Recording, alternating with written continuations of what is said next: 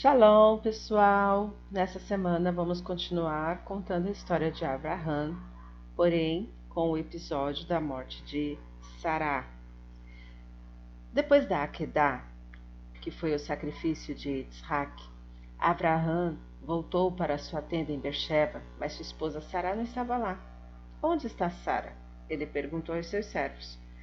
E eles disseram: Sará viajou para Hebrom. Abraham foi atrás dela. Ao chegar em Hebrom, ele escutou a triste notícia: sua esposa havia falecido. Como é que Sara morreu? O Midrash explica. O anjo mau, Satã, apareceu para Sará depois que Abraham saiu em direção ao Har Amoriá, juntamente com Isaac, para oferecê-lo como um sacrifício. O Satã tinha a aparência de um homem comum, suas roupas estavam empoeiradas, como de alguém que viajava pelas estradas. Ele disse a Sará: Eu encontrei seu marido Abraham, e você pode imaginar o que eu vi fazendo? Ele construiu um misbear, altar, e colocou seu filho Isaac sobre ele.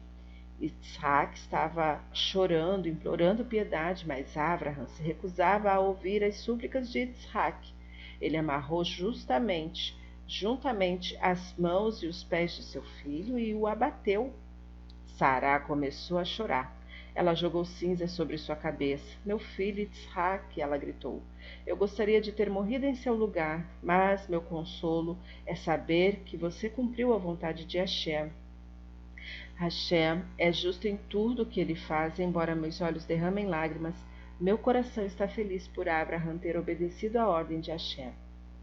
Sará desmaiou em sua comoção, mas depois de um tempo se sentiu melhor. Ela disse às suas servas: Estou viajando em direção a Hebrom para descobrir mais sobre o que aconteceu a Isaac.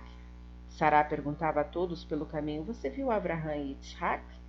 Mas ninguém sabia lhe dizer nada. Quando Sará chegou em Hebrom, Satã apareceu novamente para ela. Ele lhe disse: Eu menti para você. A verdade é que, embora Abraham tenha amarrado seu filho Isaac, ele não o abateu no final.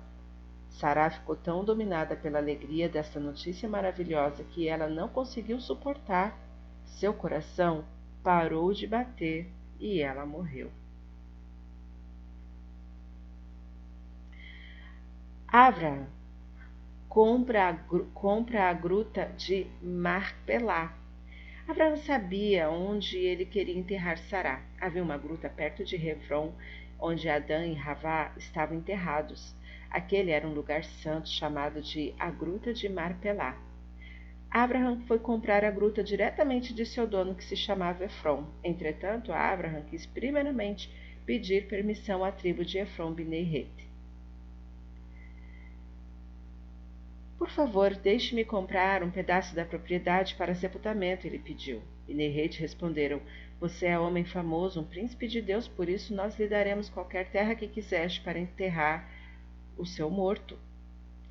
Porém, Abraão sabia que Efron não falava sério sobre dar a gruta de presente. Efron era um homem ganancioso e em seu coração ele realmente queria o dinheiro pela gruta.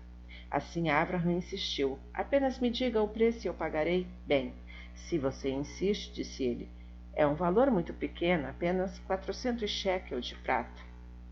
Mas na verdade não era de modo nenhum uma soma pequena, era um preço muito, muito alto.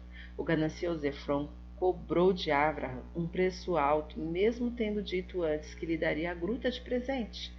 Abraão, no entanto, não barganhou com Efrão. Ele quis pagar o valor integral por este lugar santo, para que ninguém dissesse mais tarde que a gruta de Marpelá não lhe pertencia de fato. Abraão pagou a Efrão 400 shekels, depois ele enterrou Sará. Mais tarde, quando Abraão morreu, ele também foi enterrado na gruta de Marpelá. Como a gruta de Marpelá recebeu este nome? Sabe o significado da gruta de Marpelá? Significa a gruta dos duplos. A palavra Marpelá está relacionada com Kaful, que quer dizer duplo. O que havia de duplo na gruta? Existem várias explicações, algumas delas.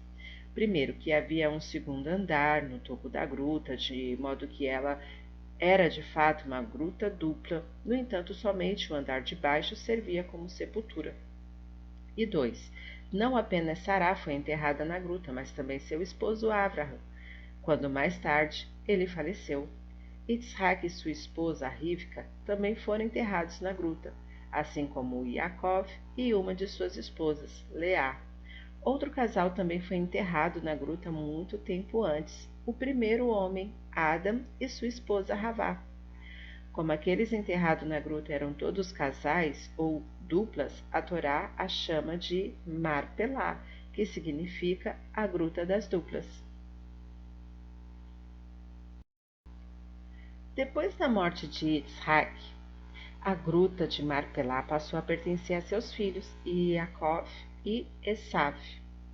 Havia lugar apenas para mais um casal. A questão era se este lugar seria para Esav e uma de suas esposas, ou para Yaakov e uma de suas esposas. Yaakov perguntou a Esav: Você prefere um lote inteiro do dinheiro de nosso pai ou um lugar na gruta de Marpelá? Esav pensou: Por que eu perderia tanto dinheiro para ganhar uma sepultura? Pegarei o dinheiro por enquanto. Mais tarde encontrarei uma sepultura que seja de graça. Esav concordou em pegar o dinheiro das mãos de Yaakov e com isso ele perdeu seu direito à gruta de Marpelá para sempre. Mas nós veremos mais tarde que Esav quis de toda forma ser enterrado na gruta de Marpelá. E 3. Quando Hashem quis enterrar Adam, o corpo de Adam não cabia dentro da gruta. Adam media 100 amot de altura, cerca de 50 metros. Hashem teve de dobrar o corpo de Adam para que ele coubesse na gruta. Ela foi chamada de Marpelá, dupla, porque Hashem dobrou em 2 o corpo de Adam. Embora a gruta fosse pequena, Hashem queria que Adam fosse enterrado ali, porque era um local sagrado. Nós conhecemos ainda hoje a localização da gruta de Marpelá. Ela fica na cidade de Hebron, em Eretz Israel. Os judeus rezam ali para Hashem, e ele ouve suas tefilot pelo Zihut, mérito de nossos grandes patriarcas e matriarcas que estão enterrados naquele lugar. Mas agora a gente vai conhecer a história da esposa de Yitzhak. Avram tinha tudo o que ele poderia desejar, com exceção de uma coisa: seu filho Yitzhak não estava casado. Avram chamou seu servo Eliezer e disse: Meu filho precisa de uma esposa, e eu confio a você a tarefa de encontrar uma para ele. Então Eliezer viajou para Harã. Avram lhe deu uma carta que dizia que tudo que ele possuía pertencia a seu filho Yitzhak. Se Eliezer mostrasse a carta aos pais da moça, eles certamente deixariam que ela se casasse com Yitzhak. Aí Eliezer faz uma oração para Hashem, para encontrar uma esposa para Yitzhak.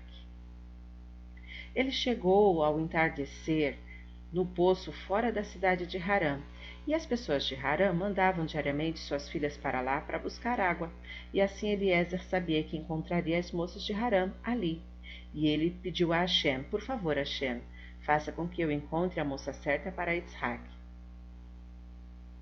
Deixe-me testar uma das moças que estão vindo buscar água. Eu lhe pedirei para me dar água, e se ela responder, beba, e eu também darei água aos seus camelos, eu saberei que ela faz hesed, que ela é gentil e hospitaleira.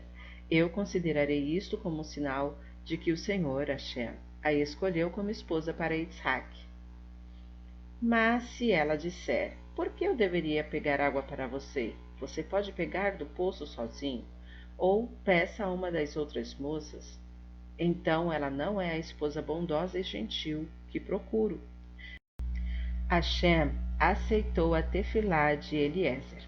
Ele fez Rivka se aproximar do poço. Eliezer observava todas as moças enquanto elas pegavam a água. E então ele notou uma que não precisou abaixar seu balde dentro do poço. Um milagre aconteceu e a água subiu em direção a ela. Eliezer pensou: esta moça deve ser uma tzadeket. se Hashem fez um milagre para ela?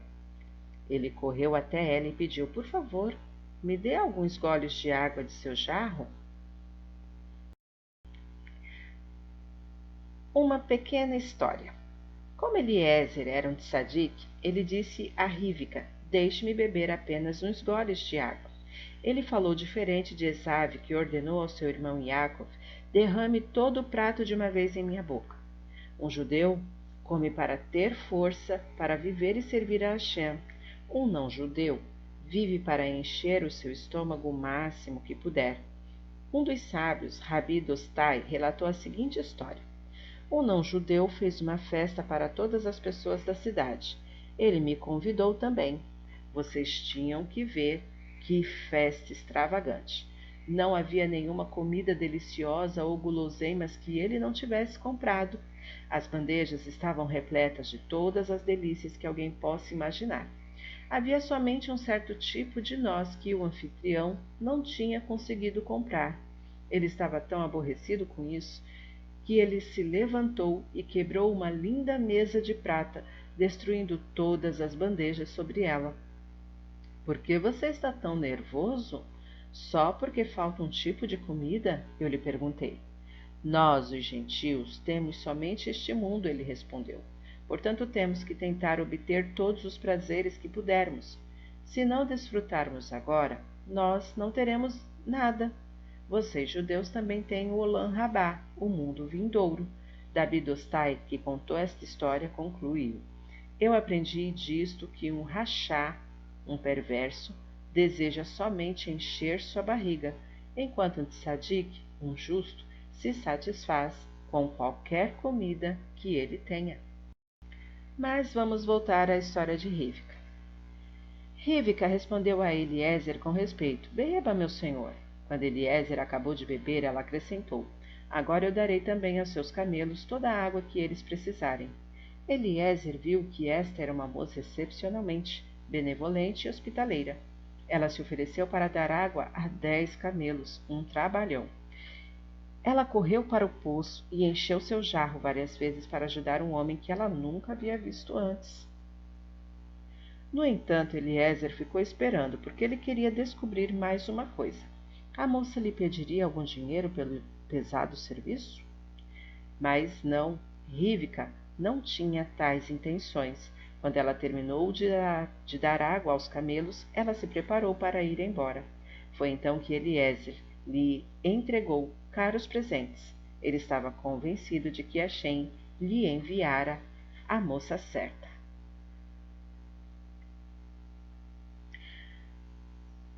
Já na casa de Betuel, Rivka correu para casa para contar à sua mãe sobre o estrangeiro da família de Abraham que precisava de um lugar para dormir e que lhe havia dado presentes. Rivka tinha um irmão malvado, Lavã. Quando ele viu que sua irmã usava uma argola de ouro e braceletes, ele pensou: se este homem deu presentes tão caros a Rivka em troca de água, quanto mais ouro então ele me dará se eu convidá-lo para a nossa casa. Lavã correu em direção a Eliezer e chamou: seja bem-vindo ao nosso lar, temos bastante espaço para você. Eu até já tirei todos os ídolos de dentro de casa. Lavã sabia que nenhum membro da casa de Abraham entraria em uma casa que tivesse estátuas de idolatria. Por isso, Lavã primeiro esvaziou a casa de todos os ídolos. A família de Lavã serviu uma refeição a Eliezer, mas, quando este se sentou à mesa, ele não começou a comer. Ele disse: primeiro quero explicar por que estou aqui. E aí ele conta toda a história para o pai de Rivka e também a mãe e Labã, o irmão.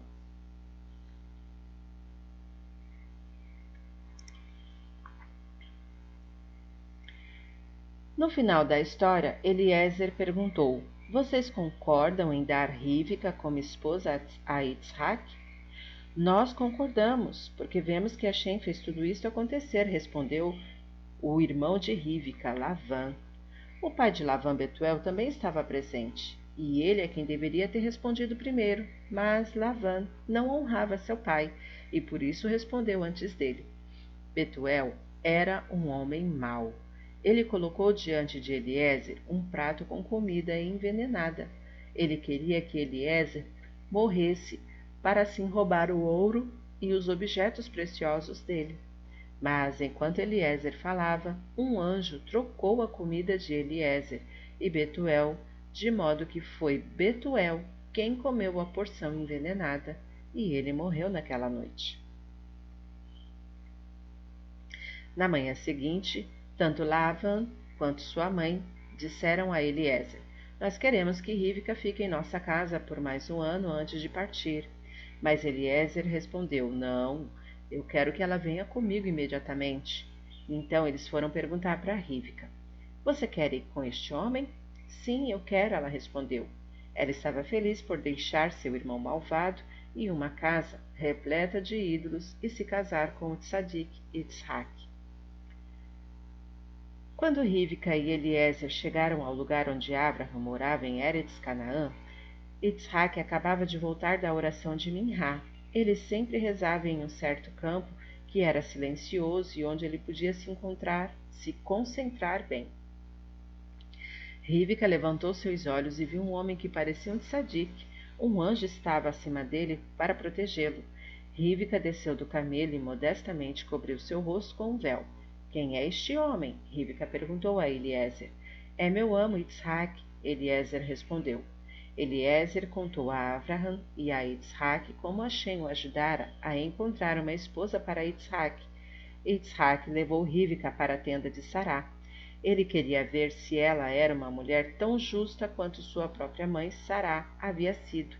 E Rivca era. Novamente a luz passou a brilhar de um Erev Shabbat ao outro, e a massa foi abençoada com abundância, e a nuvem de Hashem pôde pairar sobre a tenda, tal qual como durante a vida de Sará.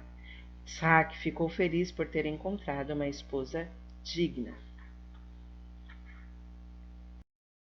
Com 140 anos de idade, Abraham se casou novamente, e o nome dessa nova esposa era Queturá. Alguns dos nossos sábios explicam que Queturá era de fato Agar, que agora era chamada por um novo nome. Por que ela recebeu este nome? Vocês se lembram que Abraham disse a Agar e a Ismael que eles deveriam ir embora? Quando Agar estava longe de casa de Abraham, ela começou novamente a servir ídolos, tal como costumava fazer antes de se casar com Abraham. Entretanto, mais tarde, ela decidiu parar de praticar idolatria e fez techuvá. Para louvá-la, a Torá a chama pelo seu novo nome, Queturá, que quer dizer incenso.